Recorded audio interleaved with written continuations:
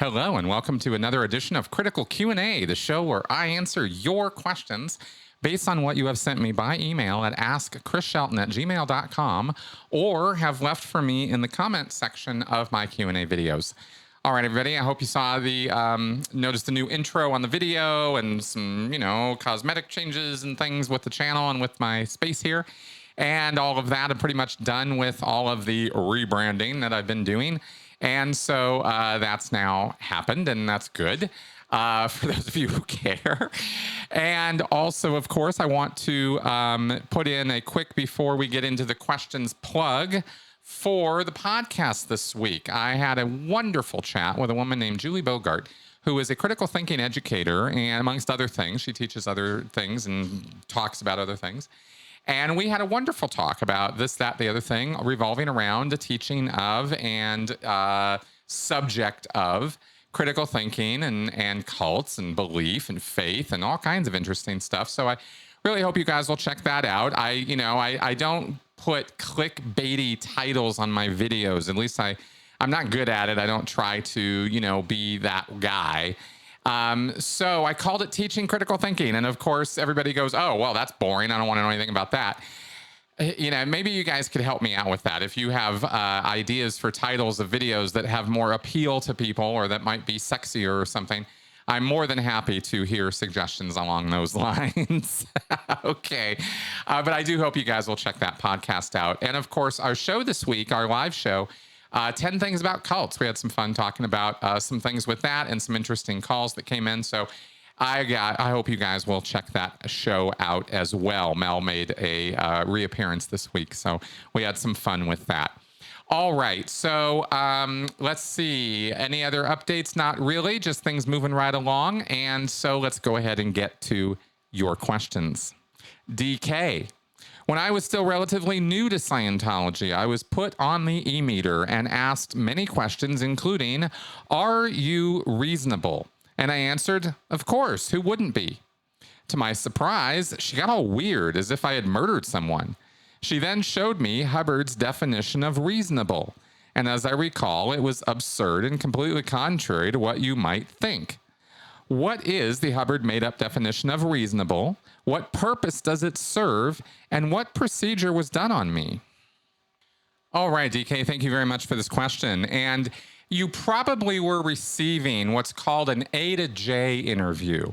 And this is a kind of interview that gets done to check for any kind of PTS type A to J, or not PTS, but A to J types, right? These are the categories of people that Scientology does not want.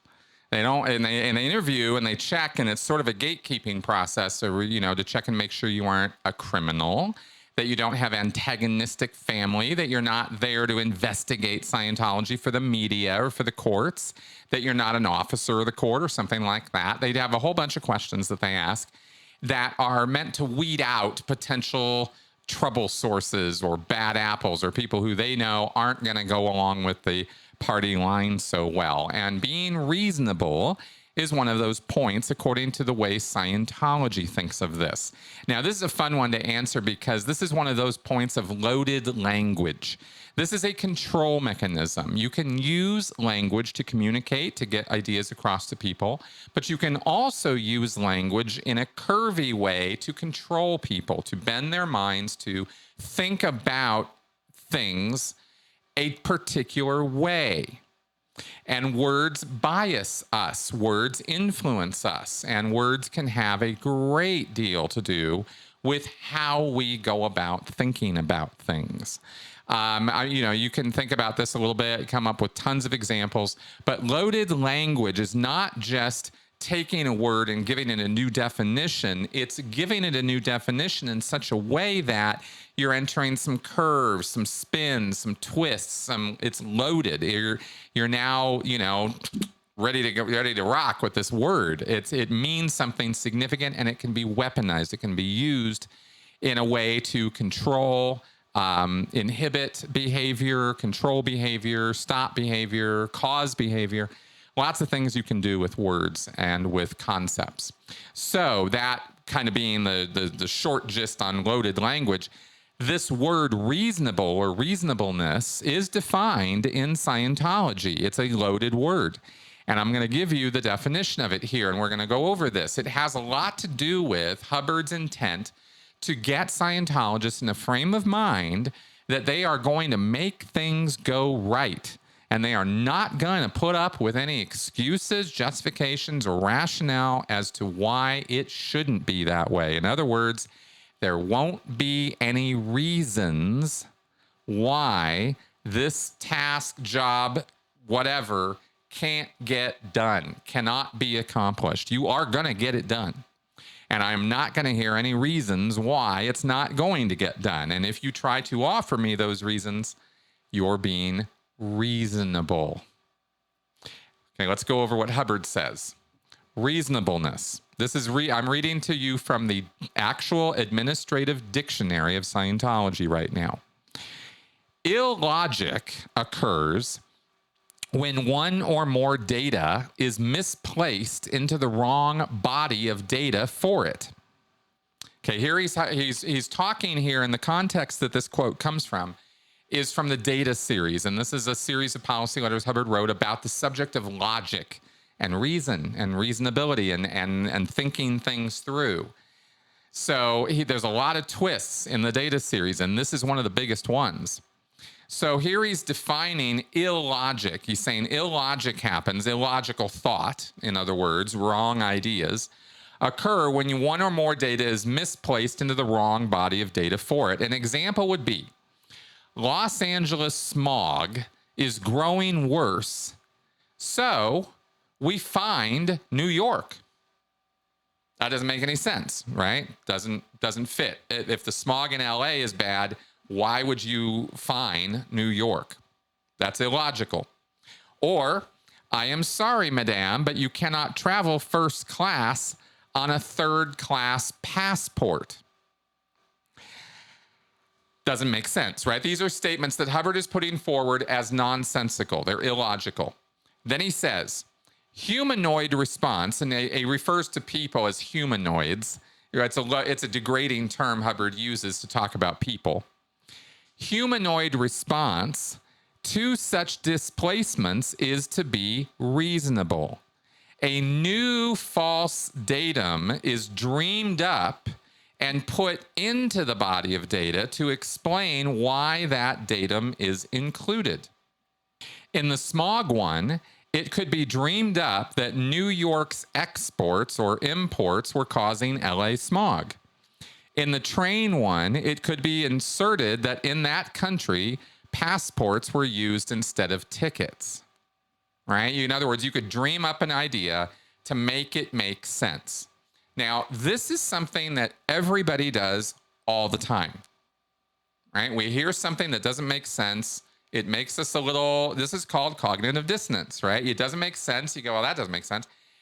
But before you're even thinking it doesn't make sense, even at a sort of a subconscious level, you're dreaming up or inserting information into it to make it make sense. And you don't even have to think about it. Your brain just does this. And you got to watch it and catch it. That's why critical thinking is a discipline and not just a skill set. So faulty explanations is another example or definition for reasonable in Scientology. It's an accurate statement of something people do, but then Hubbard calls it being reasonable. He degrades it. He says that's illogical thinking, and the people who do that, who engage in that, are being reasonable. They are dreaming up reasons why something makes sense rather than just looking at the fact that it doesn't make sense.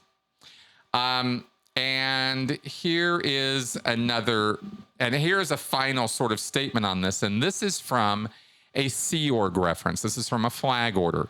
So here's what Hubbard tells the Sea Org about this. He says, an objective can always be achieved. Most usually when it is not being achieved, the person is finding counter intention in the environment which coincides with his own. This is reasonableness. And his attention becomes directed to his own counter intention rather than to his objective. Now, this is completely how Hubbard thinks about things. And this is why Scientology is a destructive cult, is because it's always blaming the individuals involved, no matter what the reason is for failure in achieving an objective. There could be all kinds of very good reasons why you cannot achieve something or get something done. But Hubbard doesn't agree. He says straight up, an objective can always be achieved. And if it's not being achieved, you, the one not achieving it, are being reasonable. You are finding excuses and reasons why this can't be done because you already think it can't be done. And now you're just looking for an excuse, and that's being reasonable. Okay. So I think I've defined that pretty well.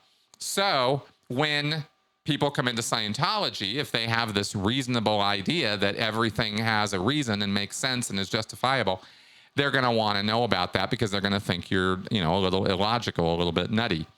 And anyway, and that's kind of what goes along with that. Akin to this also is being fair, like open-minded. Sorry, that's it. Open-minded. That's another question you might be asked in a similar vein. Is, are you coming here with an open mind with no personal hopes or desires for improvement? And you might say, well, yeah, of course I'm open-minded. I'm not closed-minded. And again, in Scientology, this is a bad thing. Oh, no, you cannot be open-minded coming into this group. We want you to have personal hopes and desires for change or improvement. And if you do not have those, and if you come in here with this, oh, I'll just see what happens kind of attitude, Scientology doesn't really want you around. They want you sold on the idea that you're going to do this class or you're going to do this auditing, and it's going to make a big, serious change for you. And if you don't go in with that attitude, they're not really so interested in you. And this is one of those points I bring up because it's kind of important it's a weeding out. It's one of the reasons people don't make it in Scientology, but it also is priming. It's getting the people, it's filtering out only those people that you really want because they are connable. They are more invested. They are more emotionally invested in the process from the very beginning. That's what they want. They want somebody who's hooked. Not somebody who's coming in going, I'm just here to look around and see what you got. Nah, they don't want that guy. So that's the purpose of those kind of interviews. And there you go. Nick, in your opinion, how much should the average person know about cults? At what age would this knowledge be appropriate to introduce? In a perfect world, should there be introductory information about cults and cultic thinking in the social studies curriculum on a high school level? Or is it too complicated or too abstract for a young person without the experience of independent living? Thank you for this question, Nick. I very, very, very strongly believe that children can and should be educated about coercive control. Not necessarily about cults, but cults, of course, are an offspring or an offshoot of coercive control. And if children are taught that it's not just a one-off, that you can get bullied and you can get harassed, you can get beaten up, and that happens, and that's a one single incident, but that there can be a repeating pattern of this behavior, that it can be underhanded, that it can be covert, that it can be slyly done to avoid the teachers, to avoid any other attention. The idea that you need to be isolated in order to be bullied, and then manipulated to go along with it, to not tell about it, to keep it to yourself. That kind of controlling activity or behavior is coercive control. And children should absolutely be taught about that. And from that will come the understanding later that, coercive control can happen in groups, can happen with an individual, and they will then have the life experience because people will try to pull that crap on them. Everybody experiences this at one time or another. People lie, people try to deceive you, people try to con you. We've all had it happen to us. And if you're taught early on that this kind of behavior, the red flags of this kind of behavior, and know what to look for and what to watch for, then you'll be deceived a lot less often. Or at least that's the hope. Right? The real, the thing that makes all bets off on this is our emotions. Our emotions are not subject to our logic and reasoning. And so our emotions can carry us on a tide of hope and change and desire euphoria and all of that, and all the logic and learning and everything we do just goes right out the window if something feels good or feels right and that kind of thing. So I think a key part of teaching this is also teaching what our emotions are all about and how they can carry us away and how we can lose control because of our emotions. The children are not taught much about this at all. And there's, a lot of good reasons why it's really hard to teach. And it's a little, difficult to define exactly what these things are, and how to go about, teaching kids this. It can be controversial.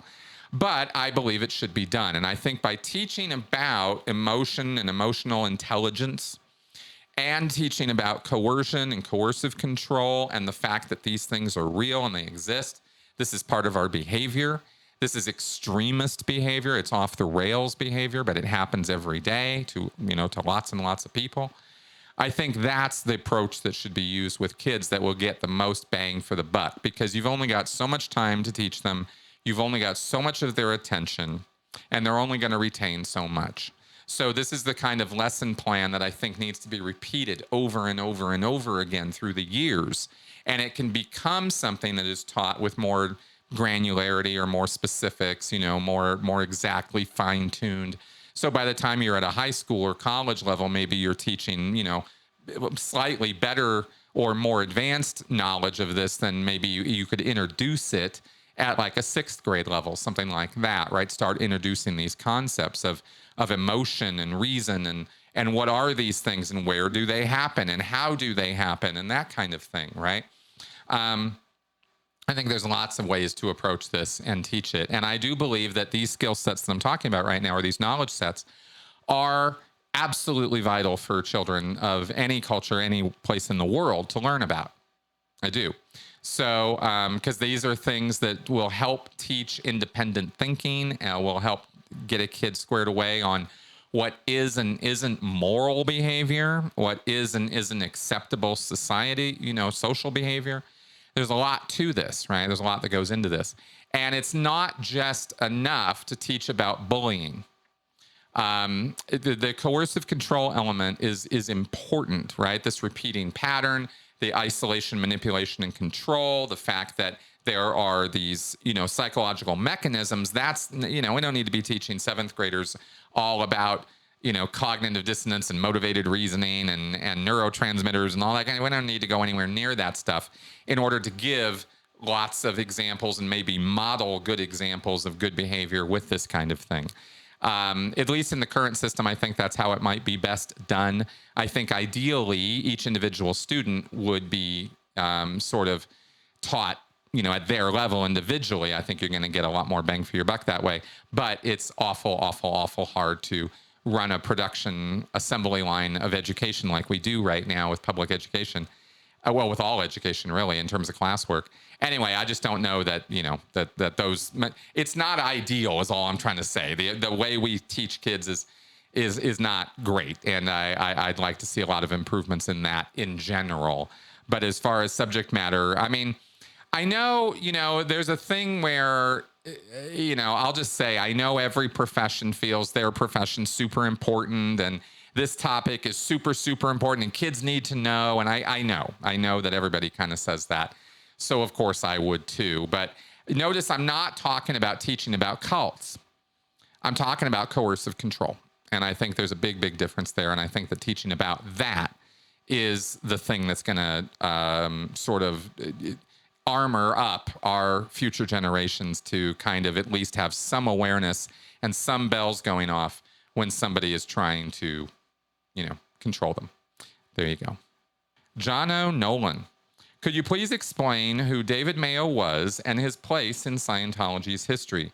For those interested in Scientology, he's a name that comes up a bit.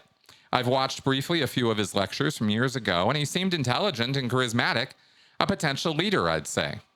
Well, Johnny, you're absolutely right. David Mayo was somebody who was very high up in the organization. In fact, in the 1970s, he was one of the top trained people on the entire planet. So much so that he was in the Sea Org, he was in L. Ron Hubbard's inner circle, and he was being groomed to become the next technical leader of Scientology after L. Ron Hubbard passed. It's the only time I've ever seen any preparation or work done of any kind in the world of Scientology for when Hubbard wasn't going to be around anymore. And apparently he was Hubbard's hand-picked successor. Now, apparently this is data from David Mayo, who spoke about this at length after he was roundly kicked out of the church by David Miscavige, who put together a whole package of nonsense about David Mayo and sent it up to Miscavige, sent it up to Hubbard. And Hubbard was convinced that David Mayo had gone rogue, gone bad, and he would become a bad apple. And he wrote this whole issue. You can look it up online. It's called The Story of a Squirrel. And that is specifically written about David Mayo. And that was his sort of declare and kick out, big iron boot out of Scientology. For all the years that he worked with and alongside L. Ron Hubbard, developing tech for Hubbard, for Scientology, a lot of the Upper Bridge stuff, the body thetan stuff, the New Era Dynetics for OT specifically, that whole band from OT 5, 6, and 7. Apparently he did an awful lot of work on that through auditing Hubbard and Hubbard sort of figuring things out and him figuring things out or whatever. You can see his lectures. I've not bothered to watch David Mayo's lectures or read too much into the stuff he's written because, as you guys know, I think Scientology is a bunch of crap. And so I'm not looking for justification or reasons why Scientology is a good thing or would be a good thing or made sense if you do it this way. I'm not, I just don't go there. Yes, there are things in Scientology that are useful and helpful and all that, but the structure and framework of it is so destructive and so mind-altering and bending and deceptive that I don't want anybody going anywhere near it. And if so this is why I have to take great pains to say I'm not endorsing it, don't do it, please stay away, but at the same time, of course, if you want to find out about it, read a book. If you want to know what auditing is, fine, go find an independent Scientologist and get a session. But it's not going to help you. It's a destructive activity. So anyway, as far as all those disclaimers aside, Mayo was somebody who developed an awful lot of Scientology when he was around in there, and he had his hands on all kinds of things because his position in Scientology was Senior Case Supervisor International. And that position was the guy who was overseeing all of the technical application of Scientology all over the world. And when Hubbard was still around, the tech was not finalized. You could change stuff. You could move stuff around. You could write new bulletins, revise things all over the place. And Mayo was somebody who did that with and under Hubbard's direction. So that's basically who the guy was, as I understand it. And you can look him up, like I said, and get that whole story of a squirrel and get the whole rundown on it. He was in for many, many years. He was a key figure in Scientology's history. Key. He had a lot to do with the development of the OT level stuff. So he is somebody to know about and pay attention to if you're a Scientology watcher. And that's the brief rundown I can give on you today from off the top of my head. Sophia Correa. How can we keep in communication with someone that has joined the Sea Org? Recently, a friend of mine was recruited and moved from Europe to LA. I had no idea what the Sea Org was all about and how strict it could be until I lost my friend to it. In the meantime, he has deleted all his social media accounts, including WhatsApp and possibly his email address. There is no way I can reach out to him directly. I'm really sad that this is happening, mainly because I'm sure I haven't said anything to be considered an SP, and I know he would never vanish like this in his sane mind. The last time I heard from him, he called me saying he was still in quarantine studying and his EPF was about to start. I understand they have no time to be on their cell phone, but damn, vanishing like that? I decided to write him a letter, but I have no guarantees that they are going to deliver it to him. I kept it light, but maybe my feelings for him showed up a little. I wrote on a postcard some positive news that I missed his smile and that he would always be welcomed where I live. Do they also censor this type of communication? All right, Sophia, thank you. And I don't know what they do and don't censor because it depends on the organization and the place and who's doing it and what mood they're in that day. It's very arbitrary. It's not like there's any written policy on this anywhere that anybody's rigorously following. So your letters have a very good chance of reaching your friend, and I hope that they do. And you should continue to write to him and encourage him to write you back and be in communication. A lot of Sea Org are now using Signal app, and so if you might find him eventually there, and you might looking for him there.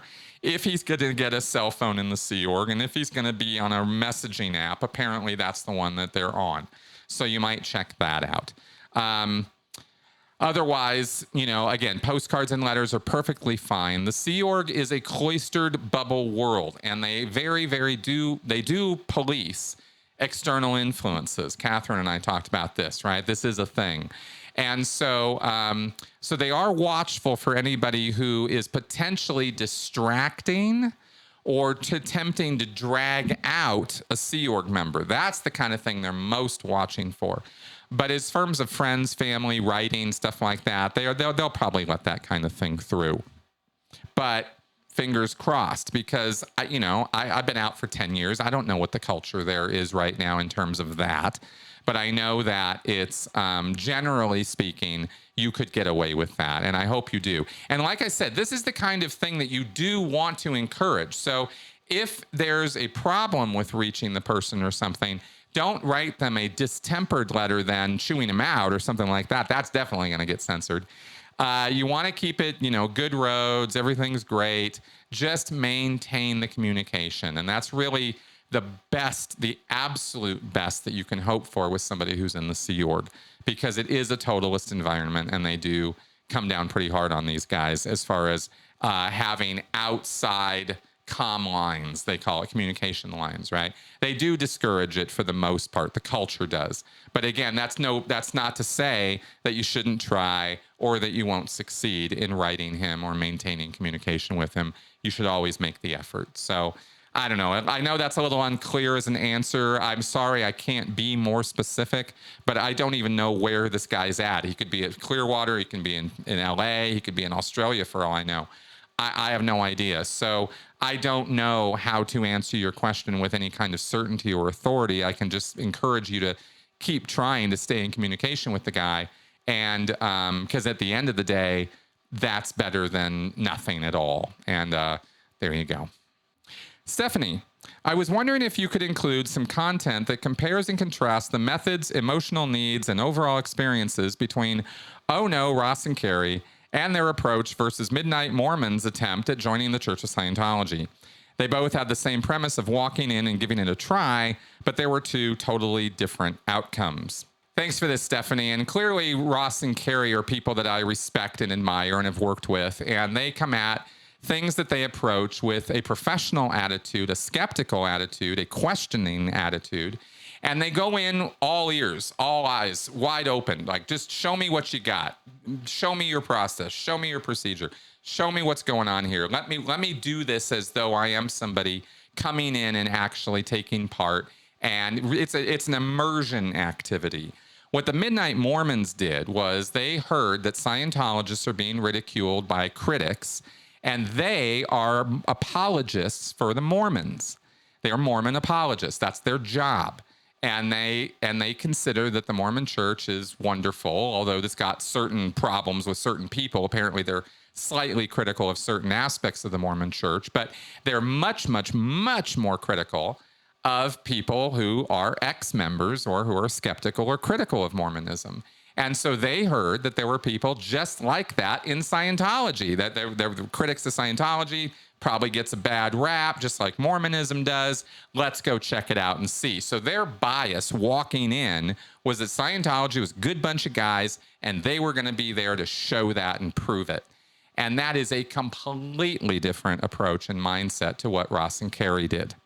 So right off the bat, you have two sets of people walking through Scientology's doors with entirely different headspaces and entirely on different missions. Ross and Carrie were objectively going in and looking and seeing and experiencing and reporting on what happened. And when they reported on what happened, they give exact details. We did this, they said this, we said this, they said that. Here's what happened. Here's what happened in the sessions. Here's what happened in the, we tried to do the sauna. We did this, that, the other thing. The Midnight Mormons guys went in for a 2 or 3 hour chat, confirmed what they already knew and then left. And then pretended to do a show where they talked in, that they thought that this was what Scientology is, and here's our experience of it, and isn't this so wonderful? And, of course, you can see from the way I'm talking about this that I had absolutely no respect whatsoever for how the Midnight Mormons dealt with that, right? Because it's just that they brought no degree of skepticism or even questioning to the situation. They went in knowing exactly what it was. They confirmed they were right, and then they left. They didn't learn anything. And that's the difference. And it's a huge difference, right? Their needs were met. Speaking on this from the emotional needs plane, right, or lens, the Midnight Mormons went in there needing Scientology to be akin to what they were doing, which was Mormonism. And so that's what drove them, right? Ross and Carrie had no such emotional attachment. Their whole shtick is go in and find out, and don't be emotionally attached. Don't make up your mind before you walk in. See what's there, experience it, and then report on it, right? So very, very, very different approaches. And yeah, and that's why you saw such vast difference. And that's also, of course, why you see me relate to these different groups so differently. So there you go.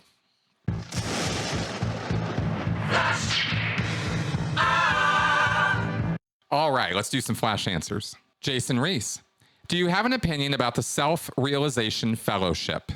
Not really. It's a place that's right next door to the PAC base in Los Angeles, the Sea Org base where I lived for so many years.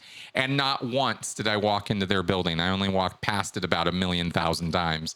But I never walked in. And as far as I could tell, it was, some Indian guru thing, Americanized for, American audiences. And I don't really know what else to tell you about that. Sorry. Jim Gattel. Chris, are you familiar with Christian Science? How is it similar or different than Scientology? I am vaguely familiar off the top of my head with the principles of Christian Science. It's Mary Baker Eddy's cult.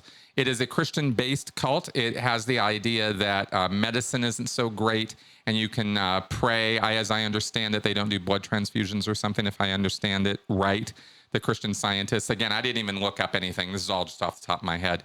But they are not at all related to, in any way, Scientology. But I do believe that there is a connection in belief, not because they're connected, but because, they both come out of the tradition of 19th century spiritualism and mysticism and the occult.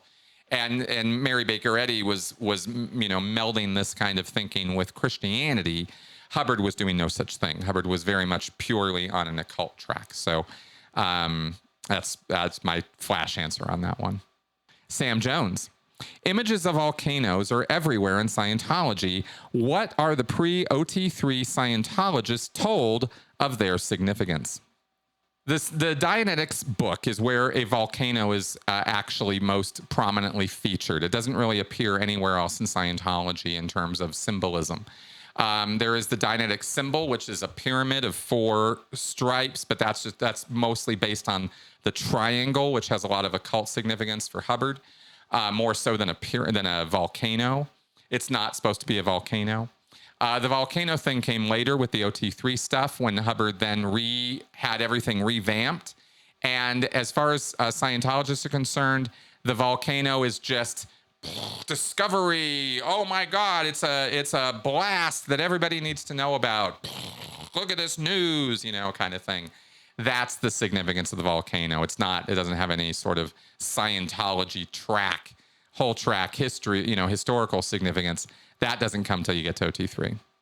Okay, guys, so that is our show for this week. Thank you very much for coming around and watching me blabber on here. I very much appreciated the questions. Please keep sending them. I will keep adding them to my queue.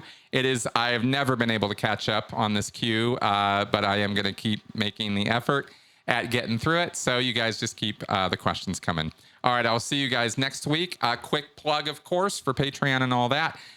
Please do support the channel. All right, see you next week. Bye-bye.